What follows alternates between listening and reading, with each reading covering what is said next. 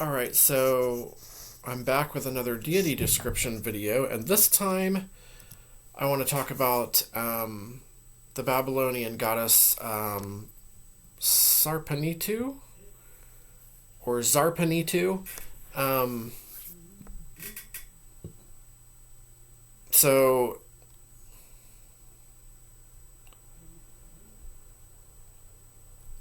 Zarpanitu is what she's called here. Okay. Um, so she's the divine consort of, the great god of Babylon, Marduk. And so she would be the queen of the gods, since he is the king of the gods in Babylonia, ancient Babylonia.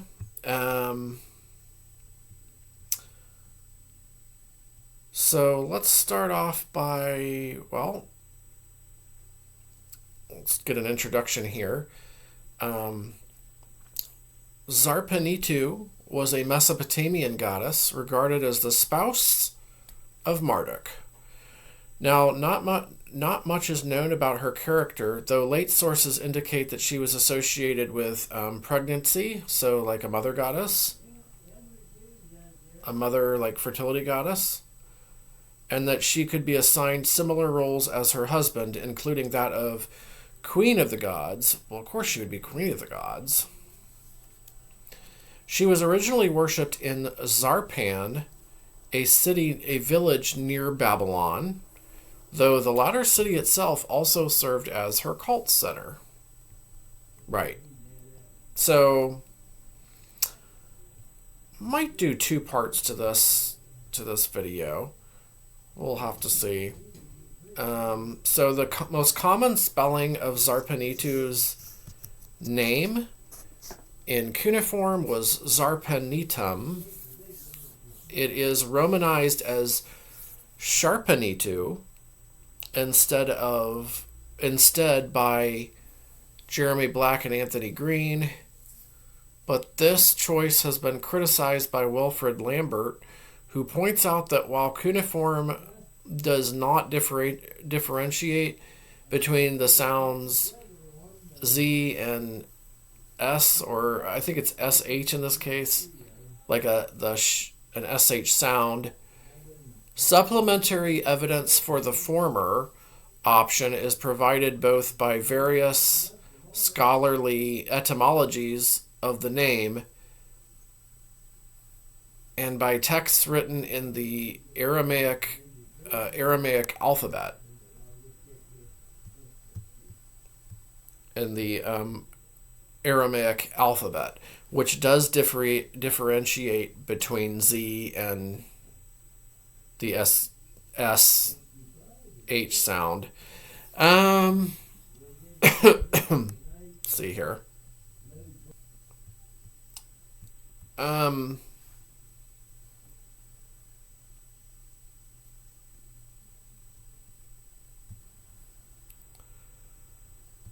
All right. Let's see. Let's see here. All right. So, the Aramaic spelling Zarpanitu is known from sapphire inscriptions. Okay. Well, that's probably the accurate one then, since it's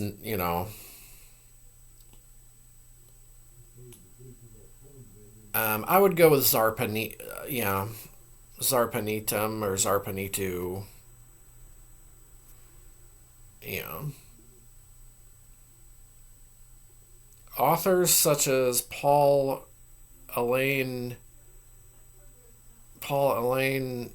Alan Baliu, Andrew George, Joanne or Joan Goodnick, Westenholtz, and Takayoshi Oshima, who was responsible for the relevant entry in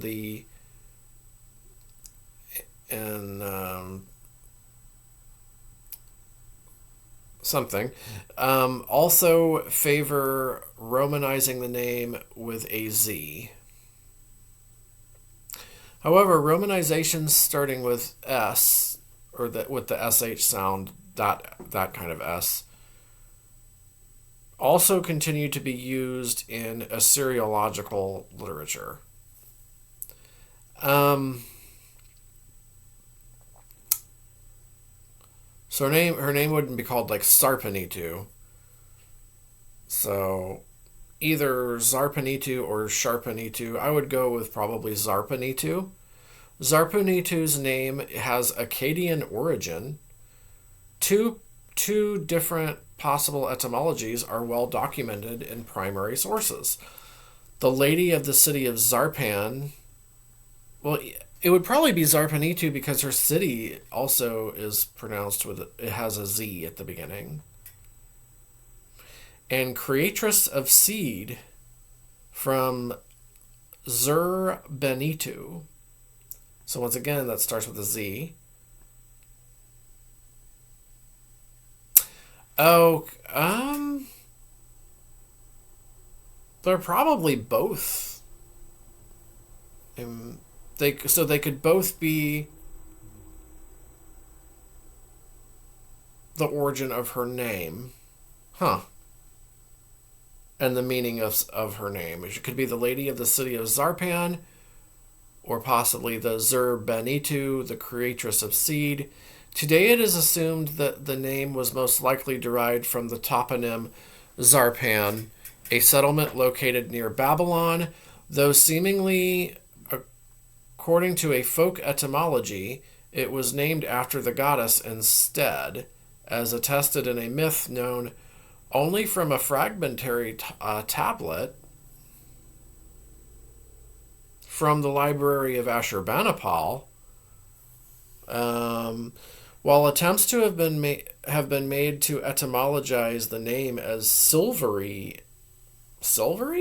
instead, this view is now regarded as unsubstantiated. I like either. I don't know. I like the lady of the city of Zarpan. Sounds pretty good. Sounds pretty accurate. But that could go either way on those meanings there. Additional names. So let's see if she has any additional names. Two names which originally designated the spouse of Asalui, Erua, and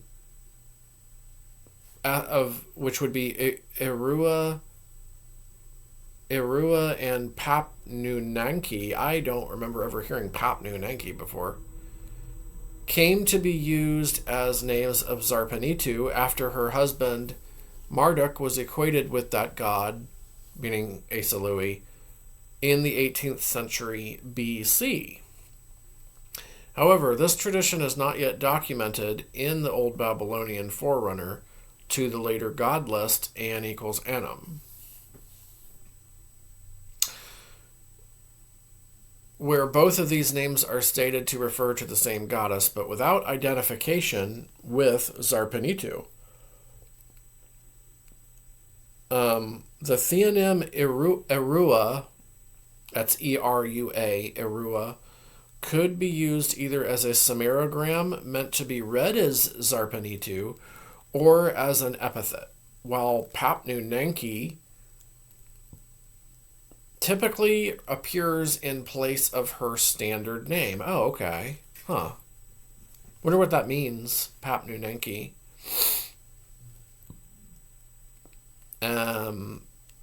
Well, An means heaven and Ki means earth, right?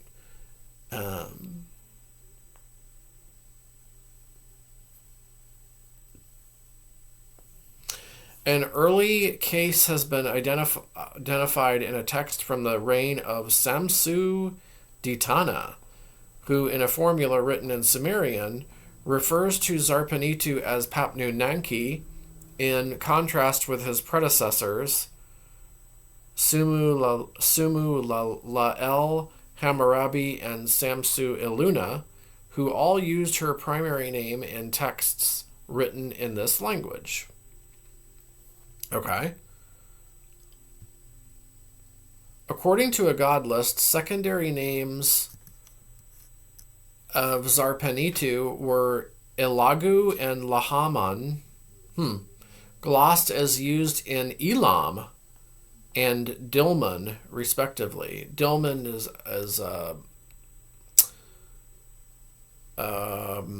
it's let's see, it was located in the Persian Gulf. It was off the coast of, let's see, where was Dilmun? It was close to Mesopotamia there.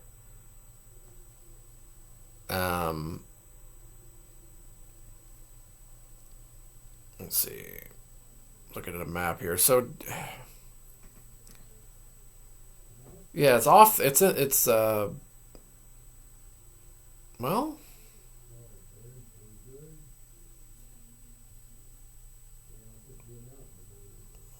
it's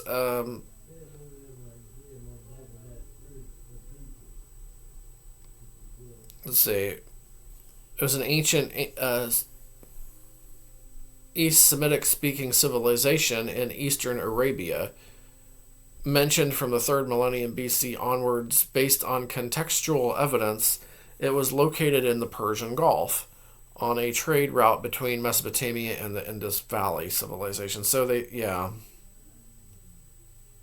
so that, I mean, that's interesting too. That is definitely interesting.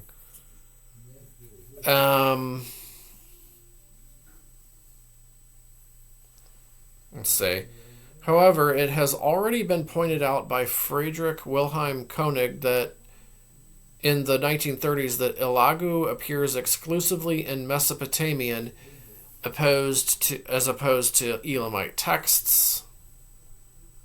The second name, while sometimes quoted among Dilmunite theonyms in Assyriological literature as recently as in the 1990s, is similarly known only from sources from Mesopotamia.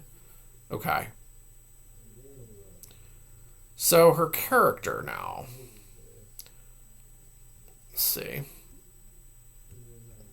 Not much is known about Zarpanitu's character.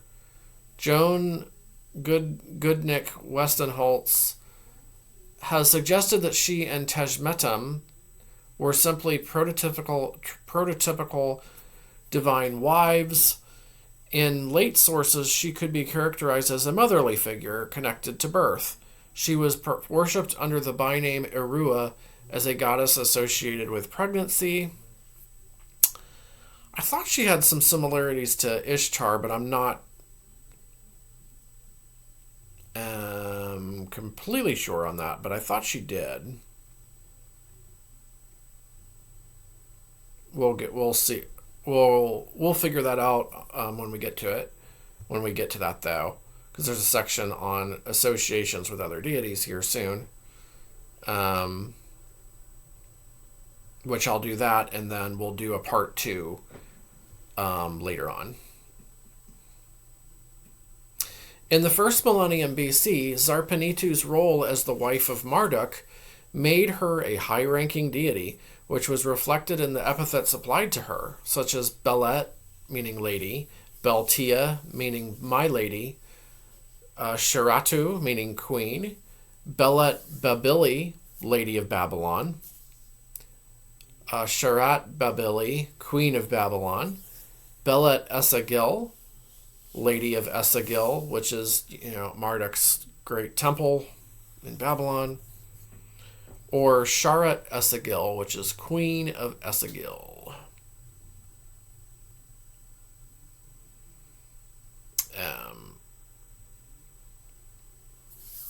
Okay. In some cases, she was effectively portrayed as Marduk's feminine counterpart, with similar characteristics, including a connection to divination and analogous position in the pantheon, that of Queen of the Gods. The so-called Archive of Mystic Heptads calls her the mistress of the goddesses, Bella, that means Belet Ilati. Okay. Which presumably reflects her status as the foremost female deity in late Babylonian theology. At the same time, she was not included in royal statements of rulers acknowledging their dependence on Marduk.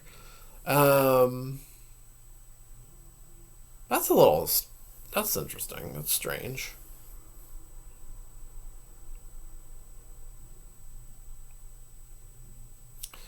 Still got to be an extremely important goddess, though.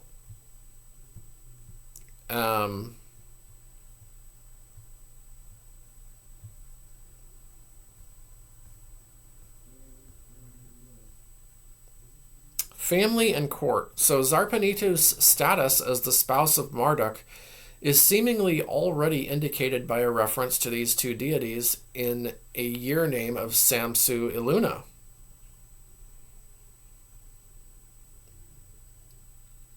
It's like 1700s BC, or possibly 1600s BC.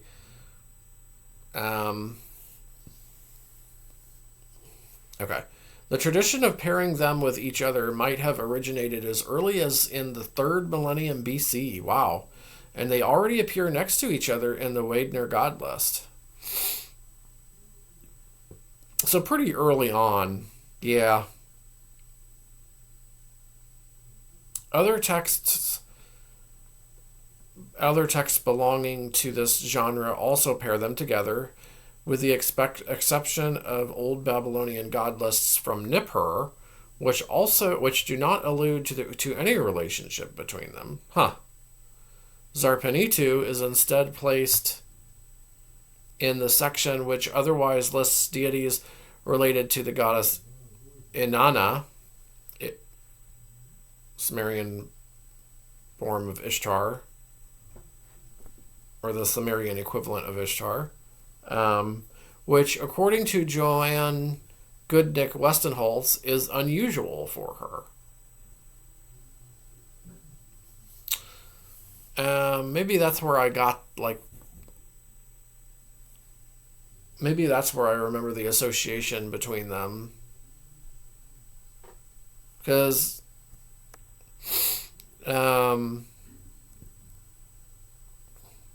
it was believed that Zarpanitu could intercede with Marduk on behalf of petitioners, though Celine de Bourse remarks that texts documenting this function could portray her in an ambivalent light, as she could both slander and praise these who asked her to mediate on their behalf, which can be considered a parallel to Marduk being portrayed both as a forgiving and punishing figure himself. Well, I think most deities are, both forgiving and punishing. That's nothing uncommon. I mean, due to being regarded as the wife of Marduk, Zarpanitu was also considered the daughter-in-law of the god Ea, or Enki. Nabu was regarded as the son of Zarpanitu and Marduk. This god was initially regarded as the divine vizier, or sukal, of the latter, as documented, for example, in Middle Assyrian An equals Anum, but in a late tradition became a member of this god's family instead. Right. Okay. Well, I mean, he probably was both. Two minor goddesses, Shulush Tab and Katuna, were considered the hairdressers of Zarpanitu. Okay. And could be referred to as the daughters of Isagil, Marduk's temple, main temple, which presumably reflected their status as daughters of the main deities worshipped in this temple. They were venerated in the Ahili Siga, or House of Beautiful Allure, a shrine located in the temple Erebriri, presumably in Babylon. Similar duos of so-called divine daughters are known from other cities too, like in Borsippa, which is Nabu's holy city, Kazbaba and Kanisura, daughters of the Azida. I won't go over all of them. They list a bunch of daughters of different cities. The mythical creature Uridimu, or Uridim, the mad lion, could be described as the doorkeeper of both Zarpanitu and Marduk, and in a late incantation is implored to intercede with both of these deities on behalf of the petitioner.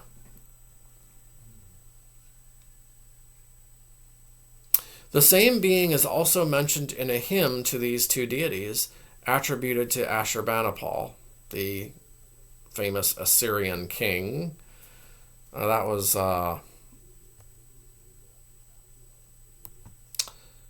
but in this case, it appears in a context seemingly indicating influence from its portrayal in the Enuma Elish instead. That's the Babylonian epic of creation, which we will go over in a video soon.